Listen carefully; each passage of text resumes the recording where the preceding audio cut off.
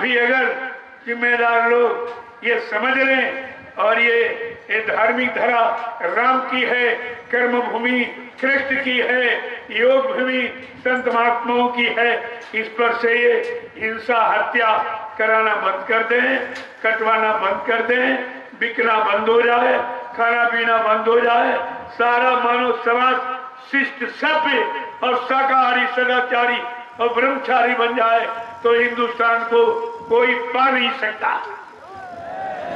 हिंदुस्तान की बराबरी कोई नहीं कर सकता। लेकिन आपने तो सारे रास्ते बंद कर दिए।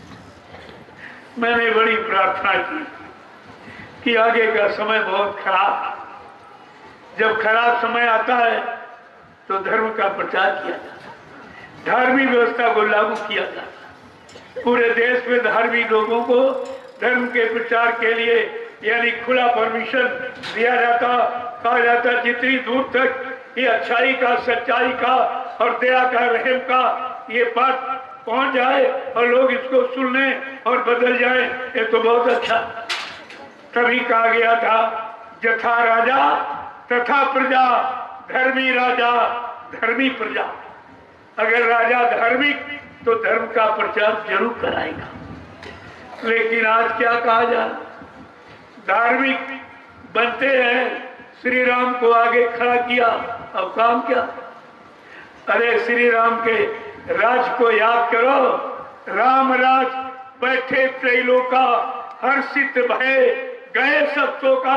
जब भगवान राम गद्दी पर बैठे तो सारे दुख तकलीफ सब यानी दूर भाग गए, सबको सुख शांति मिली। और तुम्हारे बैठते ही सब दुख आ गई, तकलीफ आ गई, मुसीबत आ गई, बीमारी महामारी परेशानी आ गई, तो तुमने राम के इतिहास को कहां पर लागू किया? श्री राम की मर्यादा कहां रखी? भगवान राम ने यानी उनके गद्दी पर बैठते, देखिए कितना बड़ा यानी परिवर्तन है।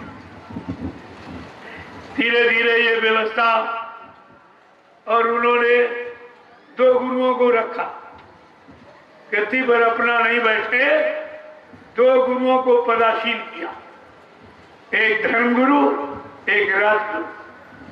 धर्म की व्यवस्था बिगड़ती तो विश्वामित्र से सलाह ली, राजनीति की व्यवस्था बिगड़ी तो वशिष्ठ जी से सलाह ली, और इनके यहाँ कोई गुरु ही नहीं, सब निगुरे, कोई गुरु नहीं। अरे भाई, प्रथम तिलक वशिष्ठ मुनि की ना, जब वशिष्ठ मुनि उनके गुरु थे, उन्होंने तिलक कर दिया, राजा बना दिया, मंजूरी दे दी, तब वो गद्दी पर बैठे। इनके यहाँ कोई गुरु है, अपने मन से तिलक लगा लिया, बैठ गए। देख लो हालत क्या है। राजनीति चलाई जा रही कि घसीटी जा रही, घसीटने में जनता के चिथड़े उड़ रहे, कोई सुनने वाला नहीं। जबकि रामचरितमानस क्या कह रही है कि यानी मतलब स्पष्ट शब्दों में कहा, लेकिन समझता कौन है? जा सुराज प्रिय प्रजा दुखारी, स्वर्ण पवस नरक अधिकारी। जिसके राज में प्रजा दुखी है वो राजा नरक में जाए। ये मैं नहीं कह रहा हूं, ये रामचरितमानस कह रही। और आप राम के पुजारी बन रहे, राम राज कहते हो, ये राम राज है, इसी को राम राज कहते। अरे ये भी तो समझो, तुम ये कर क्या रहे हो? तुम भगवान राम को भी कलंकित कर रहे हो, उनकी राजनीति को कलंकित कर रहे हो, उनकी मानव व्यवस्था को कलंकित कर रहे हो। ये अपराध नहीं तो क्या? क्या इससे बड़ा और कोई अपराध है? ये सब सोचना पड़ेगा। ये प्रकृति तुम्हें मजबूर कर देगी सच्चा अच्छा बनने के लिए। इसीलिए बाबा जी ने कहा, अभी महात्मा समझा रहे, सब तरह से मना रहे, तुम्हारे पाप कर्मों में माफी दिला रहे।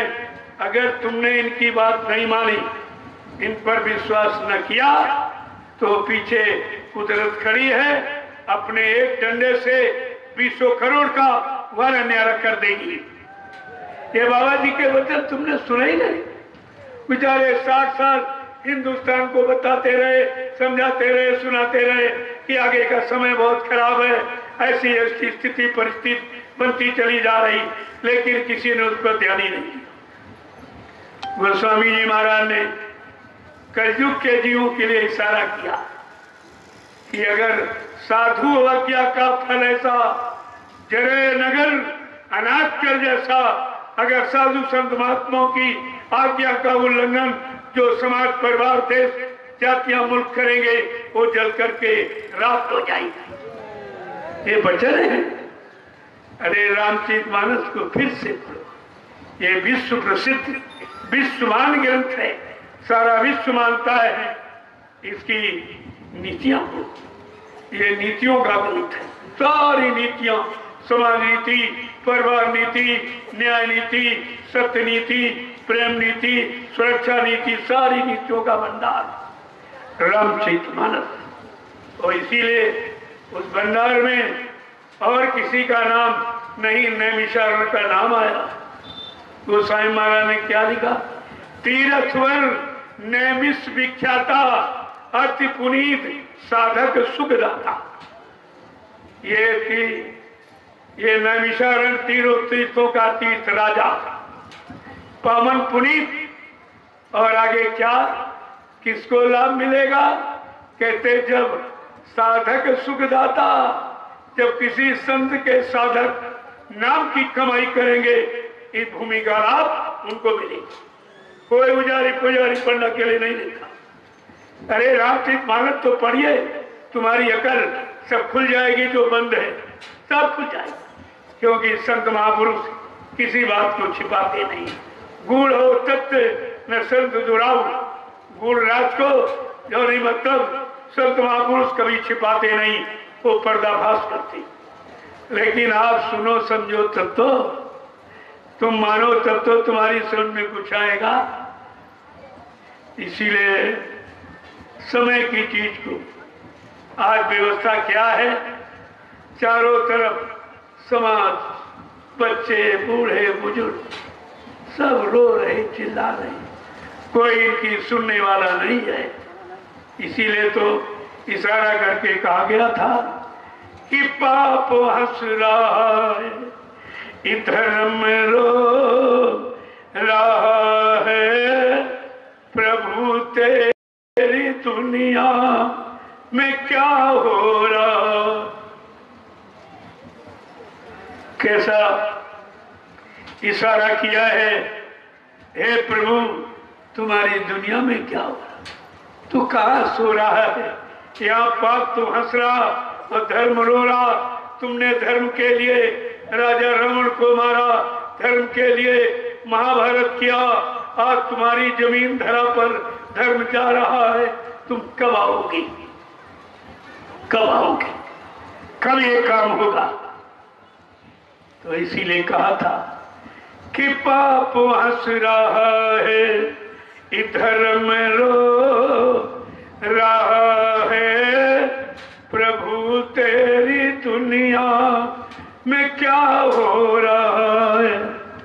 मंदिर ओ मस्जिद में कोई नहीं जाता है, गीता रामायण की अब कोई नहीं सुनता है। ये गंगा और यमुना के तट पर धर्म सो रहा है, और प्रभु तेरी दुनिया में क्या हो रहा है। ये पाप हंस रहा है, धर्म रो रहा है, प्रभु तेरी दुनिया में क्या हो रहा है। माता पिता की घर में कोई नहीं मान्यता है, अब तो हर घर में देखो नारी ही की चलता है। माता पिता की घर में कोई नहीं मान्यता है, अब तो हर घर में देखो नारी ही की चलता है। भाई और भाई का शत्रु हो रहा है, और प्रभु तेरी दुनिया में क्या हो रहा है। सत्यता न्याय पर कोई नहीं चलता है। रामचरितमानस क्या कह रही है कि शिव दधीच हरिचंद्र नरेशा, और सत्य हेतु से कठिन कलेसा, अधर्म न दूसरी ही सात समाना, अवागम निगम ये पुराण बखाना, के सत्य के समान दूसरा धर्म नहीं है। आज कलयुग में क्या है, झूठे लेना, झूठे देना और झूठे भोजन, झूठ चबेना। बिल्कुल स्थिति उलट गई, कुछ नहीं बचा।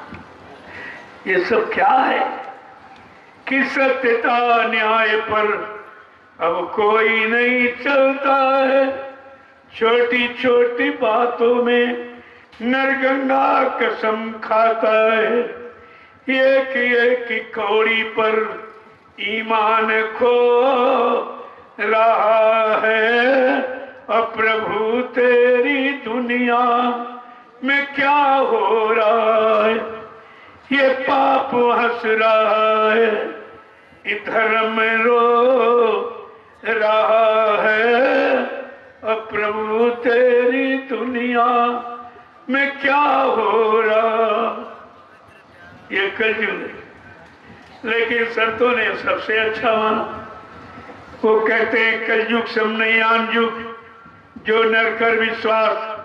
कलयुग के समान जीवात्माओं को अपने घर जाने का कोई ऐसा युग नहीं है। अगर संत महापुरुषों के वचनों पर विश्वास हो जाए। विश्वास, बिन विश्वास न कोनो सिद्धि, बिना विश्वास के कोई काम सिद्ध नहीं होता। और आपने अपने सच्चे गुरु पर से विश्वास हटा लिया। उनके वचनों से, उनकी भूमिका दूरदर्शी, भूम ज्योतक, ये सब से आपका विश्वास हट गया।